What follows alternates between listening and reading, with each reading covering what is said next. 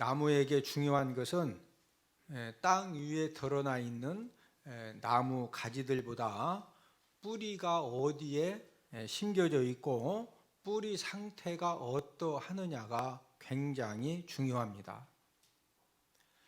나무의 겉모습이 아무리 크고 무성해도 나무 뿌리가 좋은 땅에 견고하게 심기어 있지 못하면은 조금만 센 바람이 불어와도 그 나무는 흔들려서 넘어지든지 또 심한 경우에는 뿌리채 뽑혀지는 그런 불상사를 당하게 되어 있습니다. 저와 여러분들의 믿음도 마찬가지죠. 저와 여러분들의 믿음이 외형적으로 아무리 화려해 보이고 좋아 보여도 믿음의 뿌리가 좋은 토양에 심겨 있지 못하면은 고난의 바람이 불어올 때, 또 시험의 바람이 불어오고 유혹의 바람이 불어올 때 저와 여러분들의 믿음의 나무도 쉽게 흔들려서 넘어질 수가 있고 심한 경우에는 뿌리채 뽑혀지는 그런 불상사를 당할 수도 있습니다. 그러나 믿음의 뿌리가 좋은 토양에 심겨져 있으면은 세상 풍조가 아무리 이렇게 변하고 저렇게 변한다 할지라도 저와 여러분들의 믿음이 흔들리지 않고 또 고난의 바람, 또 시험의 바람, 유혹의 바람이 불어와도 그 모든 것들을 넉넉히 이겨내는 그런 능력이 나타나게 되어 있습니다. 오늘 본문 말씀은 저와 여러분들의 믿음이 흔들리지 않고 견고하게 설 수 있는 가장 좋은 토양이 어떤 것이냐, 이 부분에 대해서 말씀을 하고 있습니다. 오늘은 뿌리 깊은 믿음 나무라고 하는 그런 제목을 가지고 저와 여러분들의 믿음의 나무가 어떤 토양에 심겨져야 하는가, 이것을 알아보면서 우리가 함께 은혜를 나누도록 하겠는데, 첫 번째로는 이 믿음의 나무는 어디에 심겨져야 하느냐 하면은 하나님 말씀에 뿌리를 내려야 합니다. 하나님은 모든 사람을 사랑하십니다. 그러나 하나님은 어떤 사람을 축복하시느냐? 믿음의 사람을 축복하십니다. 히브리서 11장이 믿음장이죠. 여러분, 히브리서 11장에 믿음의 사람들이 쭉 기록이 되면서 그 믿음의 사람들이 하나님 아버지 앞에 어떤 복을 받았는지 기록이 되어져 있는데, 여러분, 믿음의 사람들의 특징은 무엇이죠? 역시 그들이 믿음의 사람이어서 믿음의 장에 기록이 되어 있지만은 그들도 저와 여러분들처럼 때로는 연약하고 때로는 실수하고 때로는 범죄하고 인간적인 허물이 많이 있었음에도 불구하고 하나님 아버지 앞에 축복의 사람으로 붙들려 쓰임받은 이유는 믿음입니다. 그래서 히브리서 11장이 무슨 장이다? 믿음장이에요. 저와 여러분들이 남은 생애 가운데 하나님 아버지가 예비하시고 하나님 아버지가 역사하시는 그런 축복의 주인공이 되기를 원하면은 저와 여러분들이 어떤 부자가 되면 되느냐? 믿음의 부자가 되면은 되는 것입니다. 자, 그러면은 저와 여러분들에게 믿음이 더해지고 믿음의 부유한 자가 되어지면은 하나님의 축복의 역사는 자동적으로 이제 일어나게 되는데, 그러면은 이 축복 역사의 근원이 되는 믿음은 언제 생기고 어떻게 생기느냐는 거죠. 우리 로마서 10장 17절을 함께 읽습니다. 그러므로 믿음은 들음에서 나며 들음은 그리스도의 말씀으로 말미암았느니라.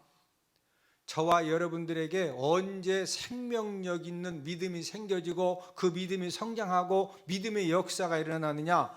예수 그리스도의 말씀을 듣는 것만큼 저와 여러분들에게 생명력 있는 믿음이 생겨나는 줄로 믿습니다. 예배 성공이 왜 중요하죠? 예배에 성공을 해야 무엇을 들을 수가 있죠? 하나님 말씀을 들을 수가 있습니다. 여러분, 설교 시간에 하나님 아버지 말씀 듣는 것이 왜 중요하죠? 하나님 아버지 말씀을 듣고 깨닫고 은혜 받은 것만큼, 영적인 도전을 받은 것만큼 저와 여러분들에게 믿음의 능력이 생겨지고 그 믿음의 능력이 자라나기 때문에, 그래서 하나님 아버지 말씀 듣는 것이 중요한 것입니다. 마귀가 하나님의 자녀들을 실패의 구렁텅이로, 멸망의 구렁텅이로 끌고 가는 전형적인 방법이 무엇이냐? 그것은 바로 예배 실패의 삶을 만들고 살도록 만들고, 또 하나님 아버지 말씀을 철저하게 듣지 못하도록 역사를 합니다. 어떤 공산주의 국가에서는 자기 나라에 들어오는 외국인들에게, 아마 여러분들 해외여행 가보셨죠? 아니면 어떤 해외에 나가는 기회가 여러 번 있었던 분들은 이제 이미그레이션에서 이렇게 경찰 어떤 제복을 입고서 여러분들에게 물어보죠. 한국 영어를 잘 못하면은 하여튼 어떤 한국말로 종이를 줘서라도 뭐 이제 물어보는데, 이제 어떤 공산주의 국가에서는 자기 나라에 들어오는 모든 외국인들에게 세관원이 어떤 질문을 하느냐면은, 혹시 지금 짐 가운데 총이나 마약이나 성경을 가지고 있으면은 자진 신고를 해야 됩니다.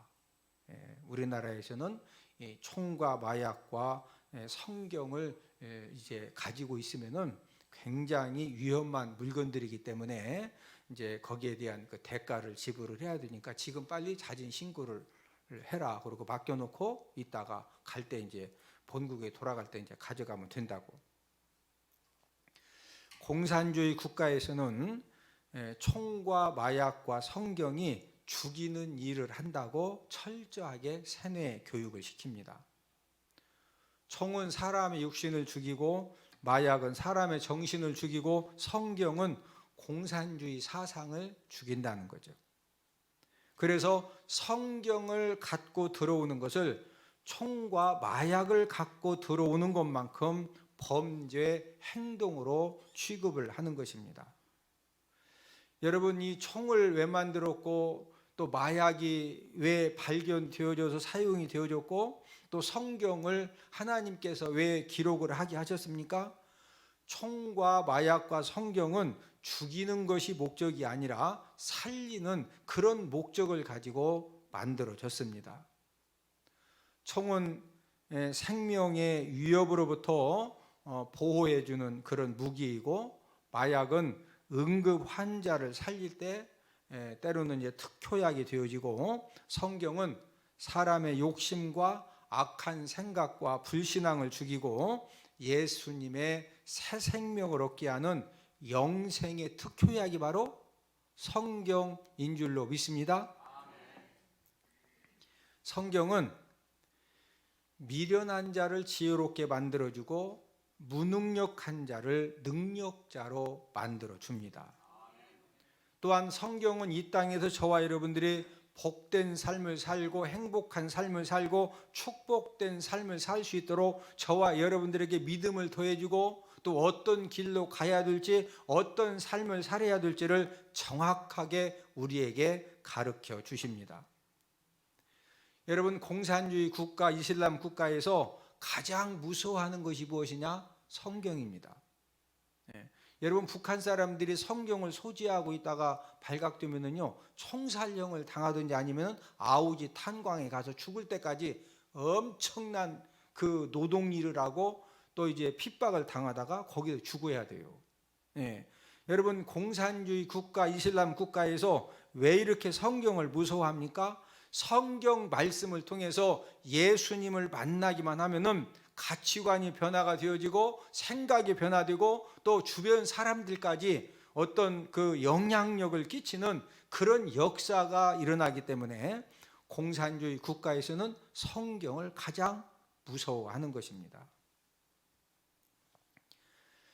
교회를 다니지만 하나님의 말씀을 듣지 못하고, 또 하나님 아버지 말씀을 통해서 은혜를 받지 못하고 영적인 도전을 받지 못하면은 어떻게 될 것 같습니까?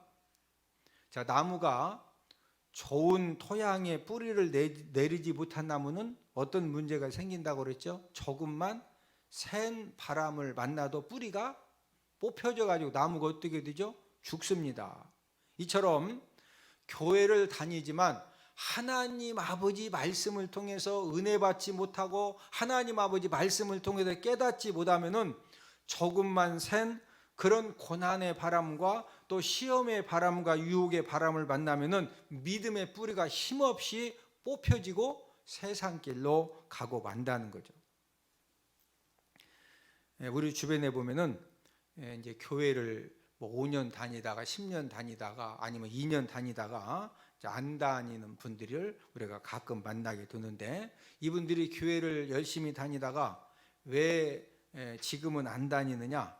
믿음의 뿌리가 약했기 때문에 어떤 작은 시험과 작은 환난을 만났을 때 믿음의 뿌리가 약하다 보니까 뿌리가 후딱 뽑혀가지고 넘어지니까 교회 믿음 생활을 하지 못하는 겁니다.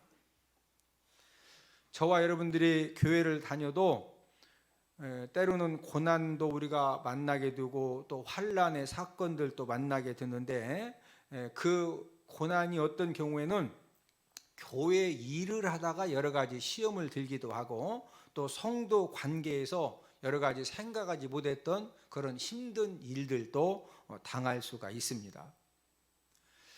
내가 열심히 교회를 다니다가 여러 가지 환난을 당하고 또 성도들 관계에서 어려움을 당하고 여러 가지 상처받는 일이 생겼다 이제 해도 천국 삶을 포기하고 지옥불로 되돌아갈 정도로 엄청나게 힘든 일이었느냐는 거죠.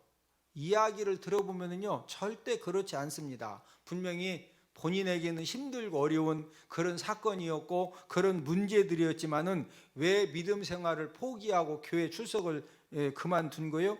믿음의 뿌리가 약해서 그 믿음의 뿌리가 그냥 뽑혀졌기 때문에 다시 마귀의 자녀로 돌아가서 이제 그 지옥 불로 가는 그 길을 선택을 한 것입니다. 믿음의 나무가 튼튼하고 깊게 뿌리를 내리려면은 좋은 그런 토양이 필수 조건인데, 그래서 오늘 본문 골로새서 2장 7절 말씀을 통해서 예수님 안에 예수님 말씀에 뿌리를 박아야 된다, 이렇게 우리에게 말씀을 해 주셨습니다. 우리 골로새서 2장 7절을 함께 읽습니다. 그 안에 뿌리를 박으며 세움을 받아 교훈을 받은 대로 믿음에 굳게 서서 감사함을 넘치게 하라. 그 안에, 그는 예수님이죠. 예수님 안에 뭘 받고 뿌리를 박으며 세움을 받아서 무엇 받은 대로? 예수님 말씀의 교훈을 받은 대로 어디에 굳게 서서? 믿음에 굳게 서서 뭐가 넘치게 하라? 감사함을 넘치게 하라는 거죠. 하나님은 어떤 사람을 축복하신다고 그랬죠? 착한 사람? 네, 어떤 사람을 축복하신다고 그랬죠? 믿음의 사람을 축복하십니다. 네, 믿음이 든든하게 세워지면은요, 하나님 아버지가 저와 여러분들의 삶을 통해서 축복의 역사는 하나님 아버지가 일으켜 주시는 줄로 믿습니다. 그러면 저와 여러분들의 믿음이 든든하게 성장하고 세워지는 것이 굉장히 중요한데, 저와 여러분들의 믿음을 든든하게 세워주는 것이 무엇일까요? 우리 사도행전 20장 32절을 함께 읽습니다. 지금 내가 여러분을 주와 및 그 은혜의 말씀에 부탁하노니 그 말씀이 여러분을 능히 든든히 세우사 거룩하게 하심을 입은 모든 자 가운데 기업이 있게 하시리라. 자, 뭐가 여러분들을 능히 든든히 세워준다? 네, 말씀입니다. 은혜. 지금 사도 바울이 지금 내가 여러분을 예수님과 주와 예수님과 및 무엇에 부탁한다? 은혜의 말씀에 부탁하노니, 그 말씀, 주님의 말씀이 여러분을 능히 어떻게 해준다? 든든히 세워준다는 거죠. 하나님 아버지 말씀만이 저와 여러분들의 믿음을 든든하게 세워주는 그런 일을 한다는 거죠.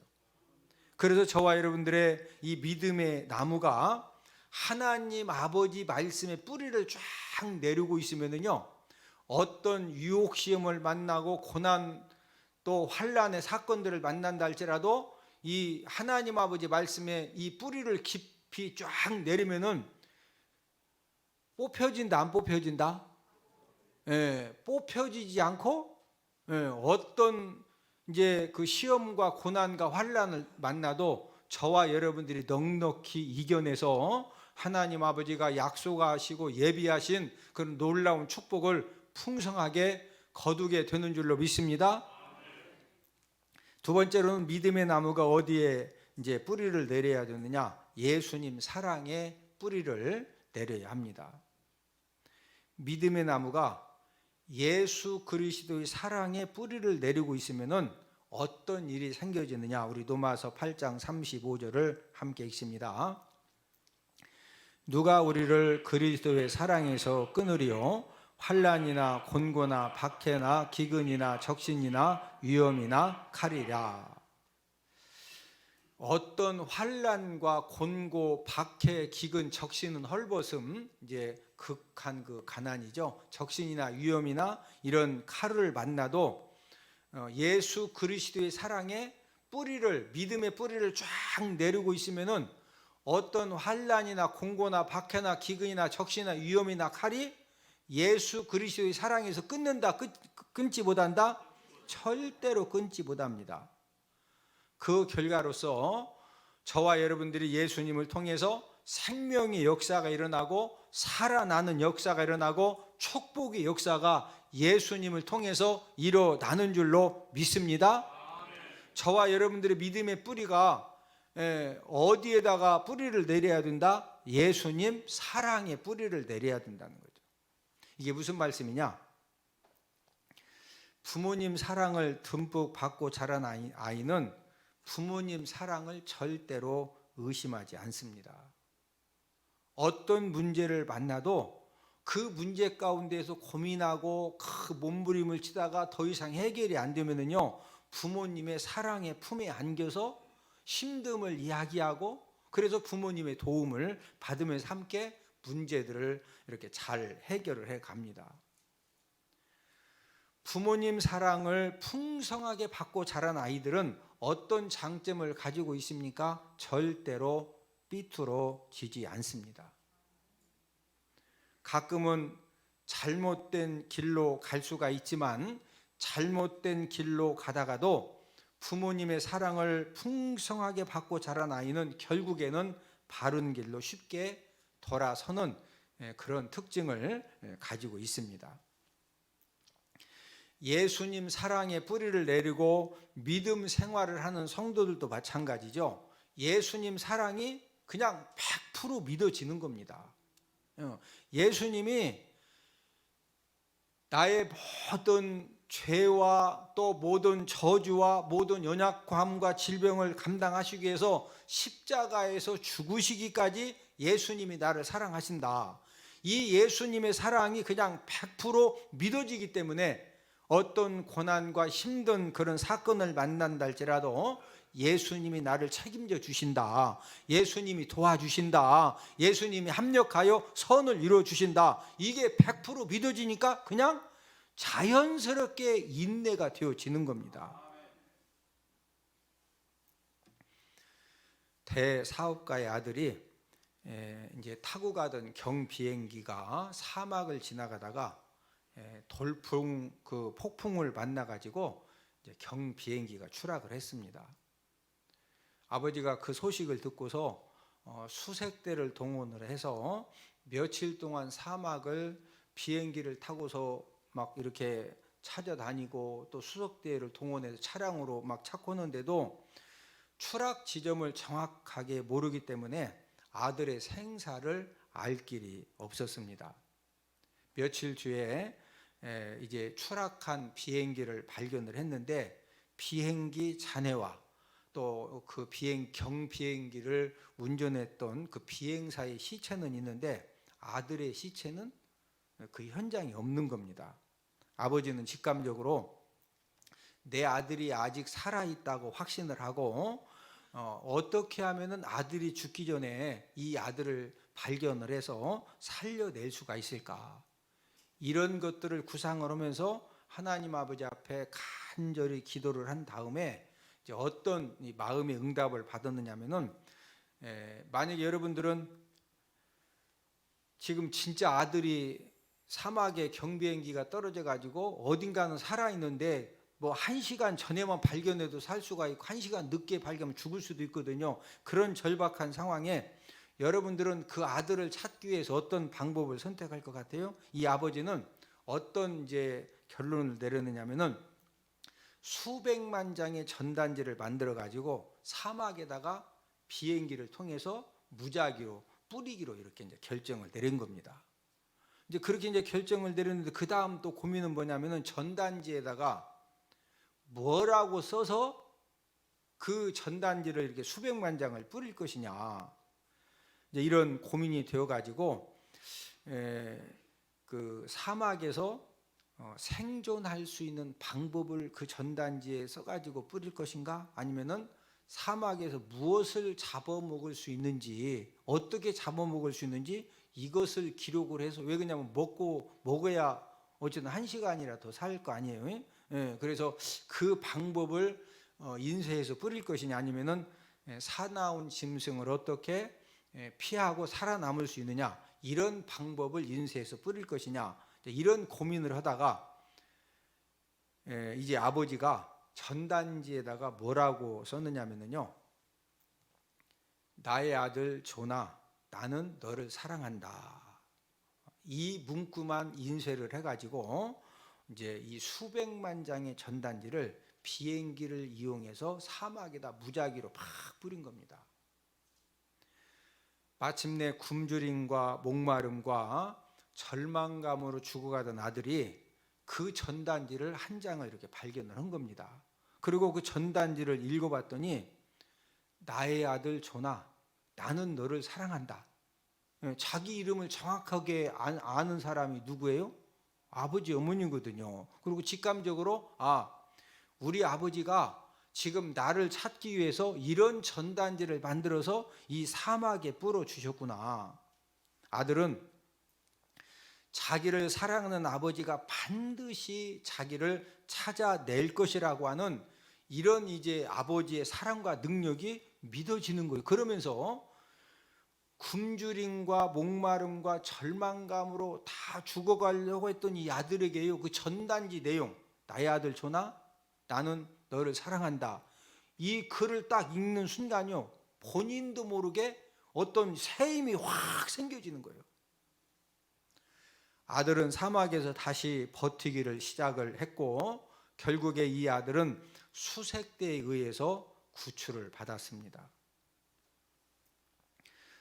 이 아들이 어떻게 살아난 거예요? 만약에 이 수색대에 의해 발견되기 전에 죽었으면은 발견해도 소용이 있어요, 없어요? 없는 겁니다. 아버지 사랑에 대한 확신이 아버지가 나를 분명히 찾아낼 것이고 아버지가 나를 찾기만 하면 나는 산다, 이런 확실한 소망이 생겨졌기 때문에, 그래서 더 인내하는 그런 가운데에서 살아나는 그런 역사를 경험을 하게 된 것입니다. 저와 여러분들도 예수님 사랑의 뿌리가 확실하게 내려져 있으면요, 어떤 고난 사건을 만나고 힘든 상황을 만난다 할지라도 저와 여러분들 마음 가운데 어떤 믿음이 충만해지느냐면요, 주변 사람들이 이번에는 안 된다, 진짜 어렵다, 절대 불가능하다, 이런 이야기를 해도 마음속에 어떤 이 믿음이 생겨지느냐면요, 예수님 사랑에 이 믿음의 뿌리가 내려진 성도는요, 예수님이 함께 하시기 때문에, 예수님이 역사를 해주시기 때문에 나는 꼭 승리한다, 나는 다시 재기한다, 우리 예수님께서 합력하여 선을 이루어 주신다, 이 사실이 100% 믿어지는 겁니다. 사람이 망하는 것은 갑자기 환경이 힘들어져서 망하는 것도 아니고, 또 어떤 엄청난 환난 사건을 만나서 망하는 것이 아닙니다. 여러분, 사람이 망하는 것은 소망을 잃어버리고 희망을 잃어버리고 하나님에 대한 믿음을 잃어버리면요, 나도 모르게 조금만 인내하면 되는데, 인내하는 것을 이제 그만두고서 그냥 함부로 막 살기 때문에 멸망 인생이 되는 것입니다. 저와 여러분들이 갑작스러운 어떤 힘든 환경에 처하게 되고 고난 사건들을 우리가 만나게 되면은 우리가 갑작스럽게 궁핍한 삶을 살 수도 있고 또 고통의 삶을 살 수도 있고 또 다른 사람들에게 무시당하는 그런 삶을 살 수도 있습니다. 그러나 중요한 것은 그런 상황 가운데에서도 저와 여러분들의 믿음의 나무가 예수님 사랑의 뿌리를 깊이 내리고 있으면요, 예수님의 사랑이 100% 믿어지기 때문에 그 예수님이 합력하여 선을 이루어 주신다, 예수님이 역전시켜 주신다, 예수님이 기적을 일으켜 주신다, 이게 믿어지니까 인내했더니 진짜 우리 주님께서 저와 여러분들의 삶 가운데 전화 위복의 역사를 일으켜 주시는 줄로 믿습니다. 여러분, 성경에 기록된 믿음의 사람들의 이 삶의 특징은 무엇입니까? 거의 다가 처음부터 형통하고 평안하고 모든 것이 좋아가지고 그 축복의 사람이 된 것이 아니라 거의 다 전화 위복의 역사를 통해서 축복의 사람들이 되어졌다는 거죠. 야곱은 외삼촌 라반 집에 이렇게 도망칠 때 뭐 하나 들고 갔죠? 지팡이 하나 들고 도망갔는데 20년 동안 외삼촌 라반 집에서 그 장인 어른이면서 외삼촌인 라반을 통해서 얼마나 혹독한 그 속임을 당하고 그 힘든 노동일을 하고 그 어려움을 당했어요. 그러나 20년이 지나고 났더니 아내가 몇 명이요? 4명이고 아들이 몇 명이요? 12명이고 짐승의 때가 적었다 많았다. 여러분, 야곱은 20년 동안 맨날 장인 어른한테 막 품삯 10번씩 다 빼앗기고 그 엄청난 그 노동일을 하고 힘듦을 당하고 그럴 때 자기는 빈털털인 줄 알았더니 보니까 아내가 몇 명? 하여튼 지금은 4명씩 데리고 살면 안 돼요. 그러나 그때는 이 부유함의 이 재산 목록이니까 어떻게 하다 보니까 그것도 야곱이 아내를 4명 얻으려고 한 거예요. 장인어른 때문에 큰딸 주고 작은딸 줘가지고 2명인데 또 부인 2명이서 막 질투해가지고 애 낳는 질투가 생기니까 자기 몸종들을 또 막 아내로 줘가지고 그래서 몇 명이요? 이제 아내가 4명인 것이 중요한 것이 아니라 외삼촌 라반 집에서 20년 만에 나올 때 하나님 아버지가 어마무지한 그런 이 축복의 사람으로 하나님이 만들어 주셨거든요. 그러니까 야곱도 전화위복의 역사가 일어난 거죠. 자, 모세도 하나님의 일을 잘 해보려다가 사람을 죽인 것 때문에 미디안 광야로 도망을 쳐서 몇 년 동안 목동의 삶을 살았죠. 40년 동안 목동의 삶을 살았습니다.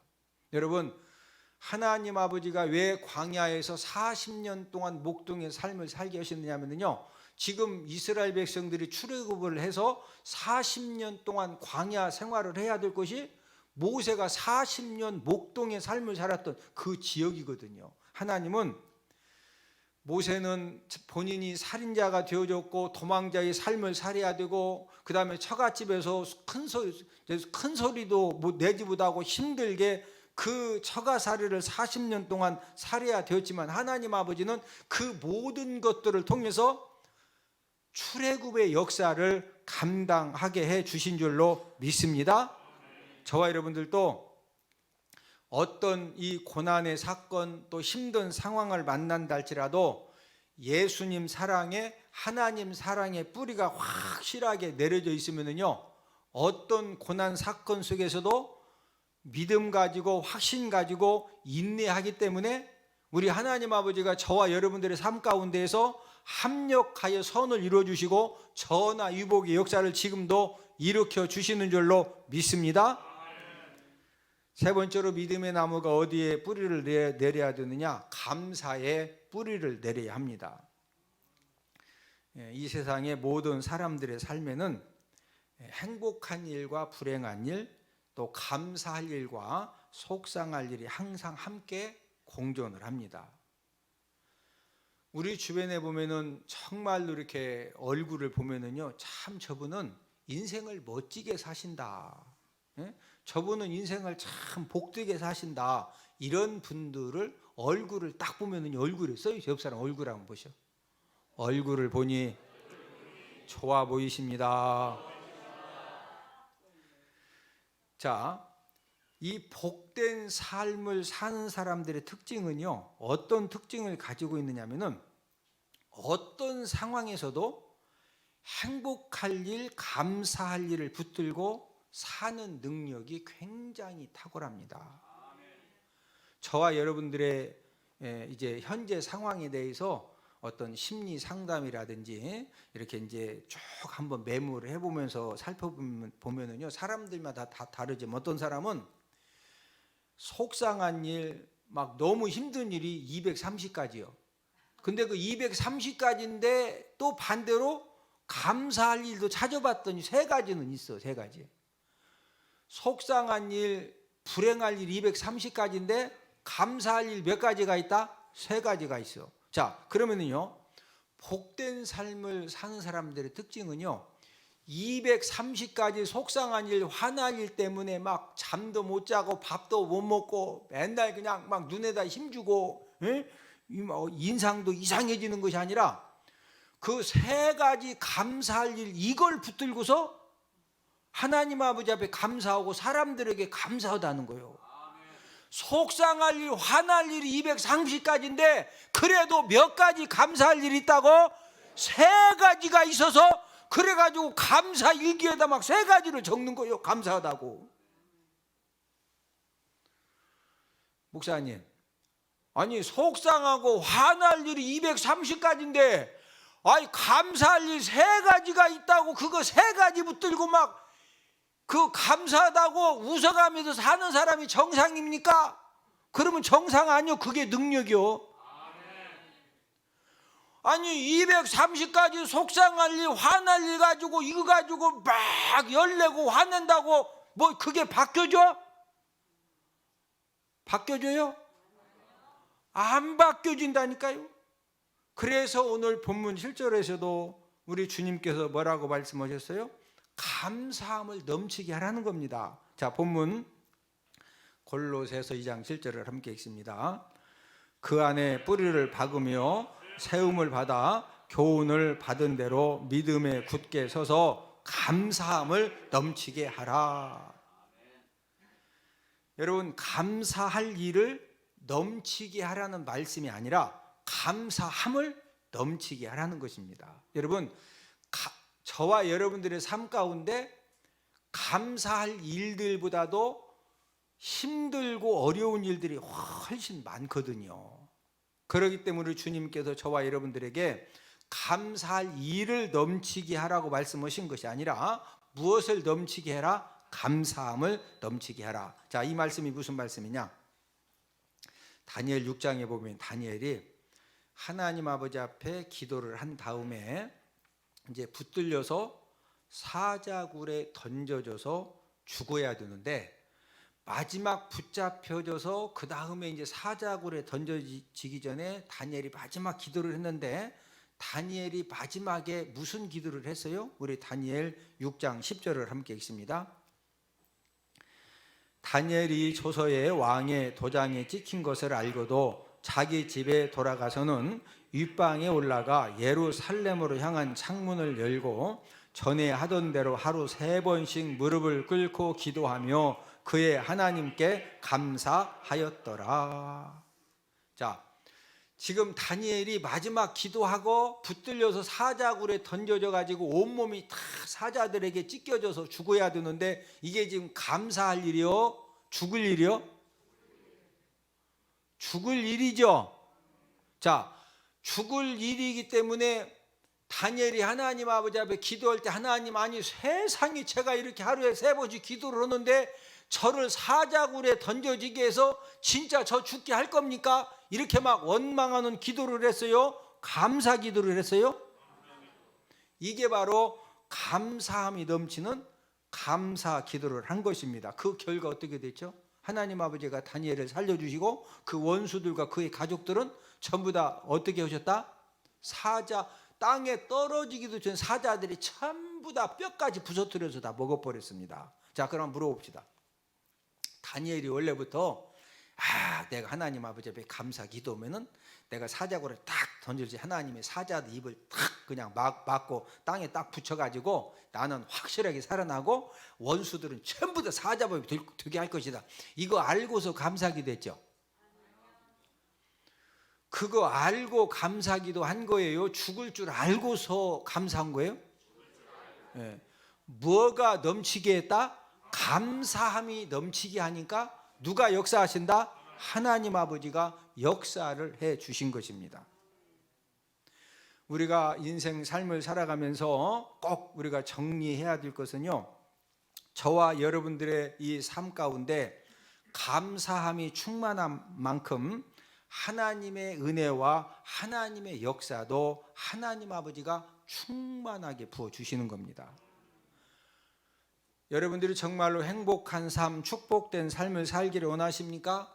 행복한 삶, 축복된 삶은 저와 여러분들의 감사하는 능력만큼 살 수가 있는 것입니다. 많은 사람들은 환경이 좋아야 행복한 삶, 축복된 삶을 살 수 있다고 끊임없이 잘못된 생각을 하는데, 여러분, 행복한 삶, 축복된 삶은 저와 여러분들에게 감사의 능력만큼 비례해서 행복한 삶을 살고 축복된 삶을 살게 되는 줄로 믿습니다. 어떤 사람은 평탄한 인생길에 또 모든 것이 풍성한 그런 삶을 살다가 조그만 구렁텅이 하나만 만나도 그것 때문에 막 하나님을 원망하고 가족들을 원망하고 주변 사람들을 원망하고, 그렇게 모든 것들이 풍성한데 평탄한데 그 조그만 구렁텅이 하나 만났다고 그것 때문에 막 그냥 진짜 주변 사람들이 감당할 수 없을 만큼 이렇게 무너지는 사람이 있는가 하면은, 어떤 사람은 누가 봐도 진짜 모든 사람들이 안타까울 정도로 험한 인생길, 그 캄캄한 인생길을 걸어가다가 조그만 빛이 비춰진 것 때문에 하나님 아버지가 이렇게 힘든 우리 가정에 나에게 이런 그 은혜의 빛을 비춰주셨다고 주변 사람들에게 감사를 고백을 하고 하나님 아버지 앞에 감사 기도를 올리고, 여러분, 모든 것들이 풍성하고 모든 것들이 그 평탄한데 그 구덩이 하나 만났다고, 작은 구덩이 하나 만났다고 막 원망하고 불평하고 주변 사람들을 힘들게 하는 사람이 나중에 축복 인생이 되겠어요? 그 험하고 캄캄한 인생길에 그 조그만 빛 하나 비춰졌다고, 하나님 아버지가 은혜의 빛을 비춰주셨다고, 하나님 아버지가 진짜 이런 그 감사할 일을 허락하셨다고 이렇게 감사한 마음으로 감사 기도하는 사람이 축복 인생이 될 것 같아요? 첫 번째 사람일 것 같아요? 2번입니다. 2번. 저와 여러분들이 인생을 살아가면서 원망 불평은 누가 가르쳐주지 않아도요, 그냥 원망 불평은 그냥 나옵니다. 그러나 감사는 굉장히 어려운 일입니다. 누가복음 17장에 보면은 10명의 나병 환자가 치료를 받았는데 예수님에게 찾아와서 감사한 사람 몇 명이죠? 1명입니다. 자, 우리가 하나님 아버지 앞에 똑같이 예배를 드리지만요, 저와 여러분들이 감사하지 못한 9명에 속할 수도 있고 예수님에게 찾아와서 감사한 그 1명에 속할 수도 있는 겁니다. 힘든 환경에 살면서도 감사함이 넘치는 이런 사람들에게는 우리 하나님 아버지가 어떤 은혜를 주시느냐, 그 힘든 환경과 상황에서도 끊임없이 감사함이 넘치는 그런 감사의 고백을 하고 감사의 마음을 가지고 더욱더 하나님 아버지 말씀 붙들고 거룩한 몸부림을 치는 그런 사람들에게는 하나님의 때 하나님 아버지가 풀어주시고 열어주시는 그런 하나님의 역사를 일으켜 주시는 줄로 믿습니다. 그래서 오늘 본문 7절 말씀을 통해서 저와 여러분들의 삶 가운데 무엇이 넘치게 해라? 감사가 넘치게 하라는 겁니다. 자, 본문 7절을 한번 더 읽습니다. 그 안에 뿌리를 박으며 세움을 받아 교훈을 받은 대로 믿음에 굳게 서서 감사함을 넘치게 하라. 무엇이 넘치게 해라? 감사함을 넘치게 해라. 저와 여러분들의 믿음의 나무가 어디에 뿌리를 내려라? 감사함에 뿌리를 내리라는 거죠. 어떤 사람이 이런 글을 썼습니다. 노래는 부를 때까지 노래가 아니고 종은 울릴 때까지 종이 아니다. 사랑은 표현할 때까지 사랑이 아니고 축복은 감사할 때까지 축복이 아니다. 이런 글을 썼습니다. 저와 여러분들이 인생 삶을 살아가면서 언제 저와 여러분들에게 진짜 축복의 역사가 일어나느냐, 감사할 수 있는 그런 부분들에 대해서 우리가 믿음 가지고 감사함을 고백을 할 때 저와 여러분들 이제 모든 삶 가운데 하나님 아버지의 축복의 역사가 그때부터 감사하는 마음을 가지고 우리가 감사의 고백을 하고 우리가 감사한 마음을 가지고 살아갈 때 하나님 아버지도 축복의 역사를 일으켜 주시는 줄로 믿습니다. 나무는 어디에 심겨져 있느냐에 따라서 나무가 살기도 하고 죽기도 하고 또 열매를 못 맺기도 하고 또 좋은 열매를 이제 맺을 수도 있습니다. 어디에 심겨져 있느냐는 거죠. 자, 저와 여러분들의 믿음의 나무도 어디에 심겨져 있느냐에 따라서 남은 생애가 더욱더 축복의 열매를 풍성하게 거둘 수도 있고 아니면은 여러 가지 힘든 일들을 그런 힘든 열매를 거둘 수도 있습니다. 오늘 말씀을 통해서 믿음의 나무가 어디에 심겨져야 되느냐 세 가지를 말씀을 드렸습니다. 첫 번째는 어디에 뿌리를 내려야 된다? 하나님 말씀입니다. 그 다음에 두 번째는 누구 사랑? 예수님 사랑에 뿌리를 내려야 된다. 세 번째는 어디에 뿌리 내려야 된다? 감사의 뿌리를 내려야 된다.